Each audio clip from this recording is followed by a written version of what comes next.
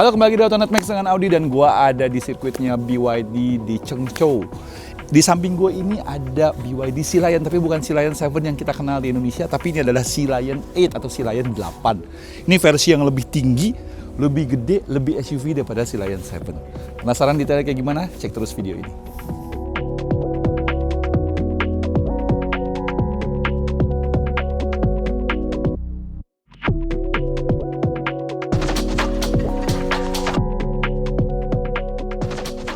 Kita bahas dari segi desainnya. Sea Lion 8 ini sebenarnya masih masuk ke dalam Dynasty seriesnya BYD.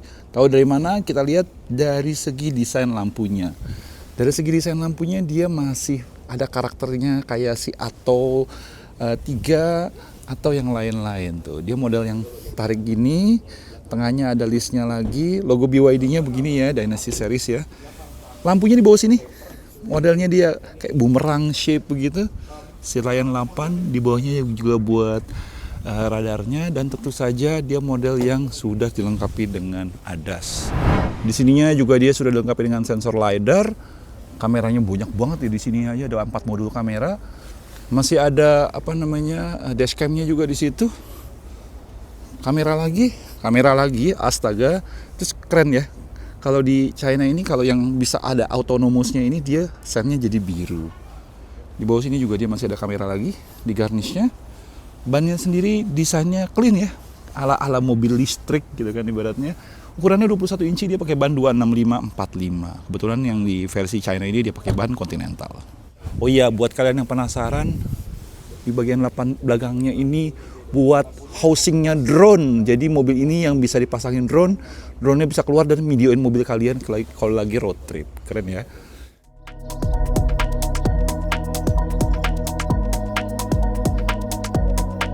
Kita lihat siluetnya seperti ini.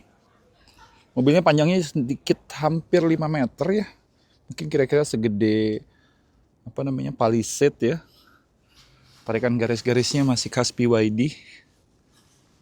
Lumayan sleek belakangnya, tapi mungkin nggak senukik si Sea Lion 7 ya. Sea Lion 7 kayak lebih coupe look, ini lebih SUV.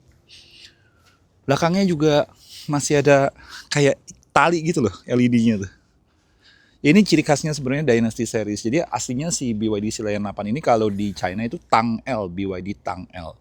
Di belakangnya sendiri dia udah ada tulisan DMP. Nih, Tang L logonya. Untuk internasionalnya aja dikasih nama Sea Lion 8. Kita lihat bagasinya. Bukanya di bawah sini. Kita gedein dikit. Dalamnya. Dan 7-seater. Jadi ini masih bisa dilipat tentu saja. Sorry.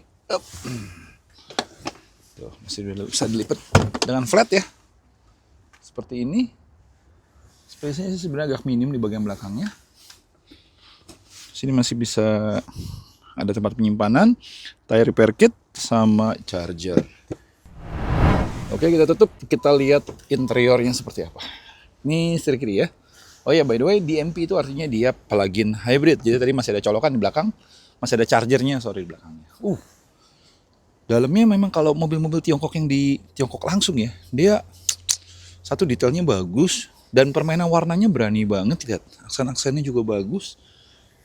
Ini interiornya clean ya. Ini layarnya resolusinya bagus. Ukurannya sebenarnya hampir sama dengan BYD lainnya. Setirnya dinasti Tangnya masih kelihatan di situ. Tentu saja pengaturan elektronik semua, jok sudah kulit, ventilated segala macamnya juga sudah ada. Mari kita masuk. Semua setup seperti biasa ada di sini. Di Pilot D-Link. Di sini juga kalian masih bisa dapetin buat baca, terus bisa ditutup ya. Ini buat driver monitoring system dan bisa ditutup juga kameranya buat privacy. Masih ada HUD di bagian depannya. Karakter panel lain yang di sampingnya tuh kayak geometris itu tuh berlanjut ke bagian tengahnya. Materialnya sih bagus banget, kayak kayu tapi dikasih kayak lapisan lagi. Wireless charging 50 watt sudah ada. Tentu saja konsol tengah yang agak-agak floatingnya juga sudah ada di bawah sini. Holder, beberapa setup di sini HEV-nya juga kalian bisa setting di sini. Wow, ini bisa dingin loh. Tuh.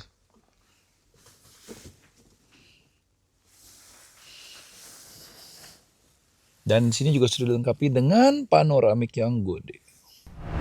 Sekarang kita masuk ke baris keduanya. Kursinya seperti ini. Akses ke baris ketiganya masih manual. Space-nya sebenarnya masih lumayan ya.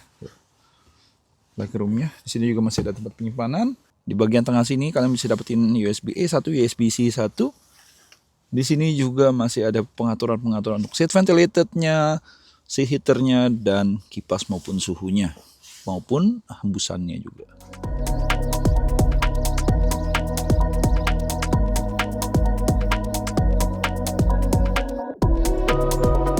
Untuk mesin bensin sendiri dia pakai mesin bensin 1500 cc turbo, tapi tentu saja digabungkan dengan motor listrik. Baterainya sendiri juga gede ya, ada yang 35,6 kWh dan ada yang 100,5 kWh itu untuk yang full EV. Balik lagi ya, ini mobil semuanya pakai blade baterai dan LFP baterai.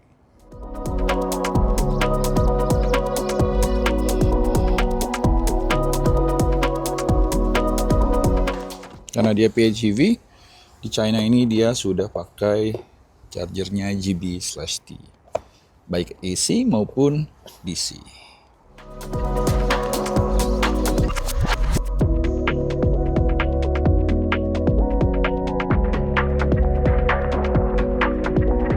Dan akhirnya kita sampai pada kesimpulannya si BYD Sea Lion 8 atau Tang L kalau di pasar Tiongkok sini. Kesimpulannya ini mobil jauh lebih proper, jauh lebih SUV dibandingin si Sea Lion 7. Kenapa? Karena ini 7-seater man, jadi lebih berguna. Baik lagi ya, gue sih berharap jujur aja mobil ini dibawa ke Indonesia untuk bersaing melawan Palisade dan kawan-kawannya di kelas SUV 5 meter. Dan menurut kalian harga berapa yang pantas untuk si Sea Lion 8 ini? Tulis di komen ya. Oke, sekian video kali ini. Thank you udah nonton. Kalau kalian suka video ini, klik like, subscribe, saran, dan tekan tombol lonceng untuk tahu video-video terbaru dari AutoNet Max. Audi sign off dari BYD Circuit di Chengzhou, China. Bye-bye.